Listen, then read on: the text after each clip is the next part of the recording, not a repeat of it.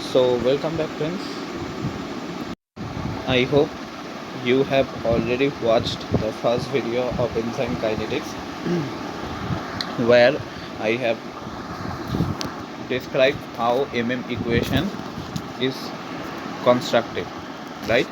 So there I have told that there are various assumptions that Michaelis and Menten taken during the development of the equation. So today we will going to learn about those assumptions. Okay. So although I have mentioned that the derivation of the equation is not important, despite some important small points that I have told you during that video that is important for your MCQ type exams, but this one is very important for your both university exam along with your entrance exam, because university often ask what are the assumption on which the equation is based. Then you have to write all the points that you can remember among the six, I think six, not, oh sorry, it is five, total 5 points that you have to remember. Okay. So now the question is, when Leonard Michaelis and Maud Menten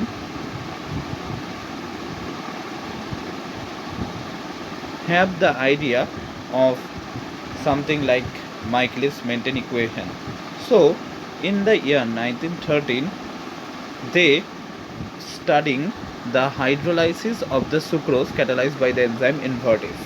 So this is known as inversion, we all know.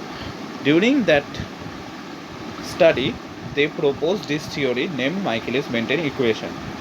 So this theory is based on following assumptions. So I would like to recommend you, please remember this equation, then it will help you to write many assumptions. First of all, as you can see, only one substrate and one product is involved. Okay, and if the reaction starts, it is obvious that the reaction will complete. That is your second assumption. Okay, and the third assumption I have already mentioned in the previous video, that is the concentration of the substrate is much greater than the concentration of the enzyme. Here the concentration of the enzyme is the limiting factor, we have discussed, right? Now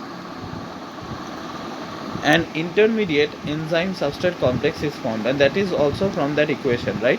As you can see, there is an intermediate enzyme substrate complex.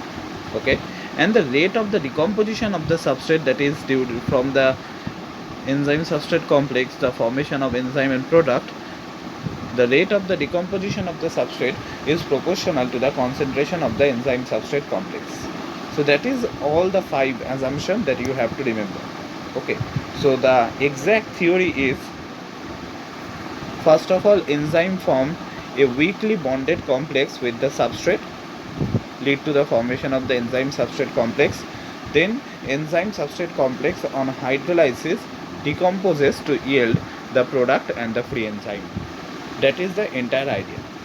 Okay, and in this context I want to mention another important thing, that is the discovery of Michaelis, that is keratin, which is an important component of our hair. It is soluble in thioglycolic acid. Okay, and this discovery ultimately helps the home permanent industry to develop. Okay, so this is the assumption of the Michaelis-Menten equation. For a quick recap, only a single substrate and a single product is involved. This reaction must go up to the completion. An intermediate enzyme substrate complex is formed.